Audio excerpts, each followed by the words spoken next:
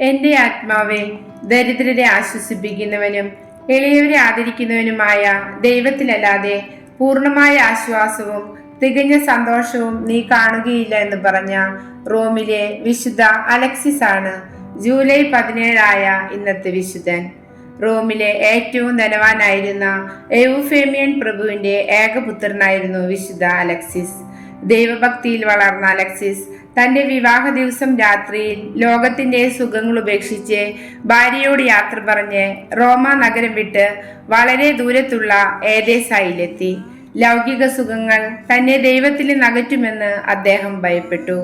തന്റെ കൈവശമുണ്ടായിരുന്നതെല്ലാം ദരിദ്രർക്ക് കൊടുത്ത ശേഷം അവിടെയുണ്ടായിരുന്ന പരിശുദ്ധ ദൈവമാതാവിന്റെ ദേവാലയത്തിന് സമീപത്തായി ഒരു കുടിലിൽ താമസിച്ചു. അദ്ദേഹം ഒരു കുലീന കുടുംബജാതനാണെന്ന് അവിടെയുള്ള ജനങ്ങൾ മനസ്സിലാക്കിയപ്പോൾ അവിടെ നിന്ന് താർസീസിലേക്ക് യാത്ര തിരിച്ചു. യാത്രാമധ്യേ എതിർക്കാറ്റടിച്ചതിനാൽ കപ്പൽ റോമിൽ എത്തിച്ചേർന്നു. കീറിപ്പറഞ്ഞ വസ്ത്രങ്ങൾ അണിഞ്ഞ് വിളറി ശോഷിച്ച അലക്സിസിനെ ആരും തിരിച്ചറിഞ്ഞില്ല. ലോകം മുഴുവൻ മകനെ അന്വേഷിച്ച് ആളയച്ചിരുന്ന സ്വന്തം മാതാപിതാക്കൾക്ക് പോലും അദ്ദേഹത്തെ മനസ്സിലായില്ല.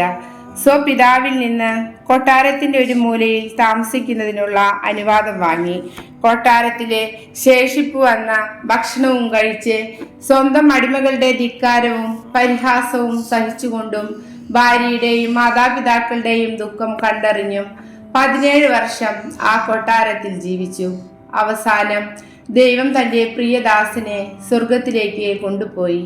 അലക്സിസിന്റെ മരണശേഷം അദ്ദേഹത്തിൽ നിന്ന് ലഭിച്ച കത്തിൽ നിന്നാണ് ആളറിയാതെ തങ്ങളുടെ കൊട്ടാരമൂലയിൽ താമസിച്ചിരുന്നത് അലക്സിസ് ആണെന്ന് അവർ മനസ്സിലാക്കിയത്. മരണശേഷം അദ്ദേഹത്തിന്റെ മധ്യസ്ഥതയിൽ ധാരാളം അത്ഭുതങ്ങൾ ഇന്നും സംഭവിച്ചുകൊണ്ടിരിക്കുന്നു. ലൗകിക സുഖങ്ങൾക്ക് പിന്നാലെ പരക്കം പായുന്ന നമുക്കും അദ്ദേഹത്തെ പോലെ സർവശക്തനിലേക്ക് തിരിയാം.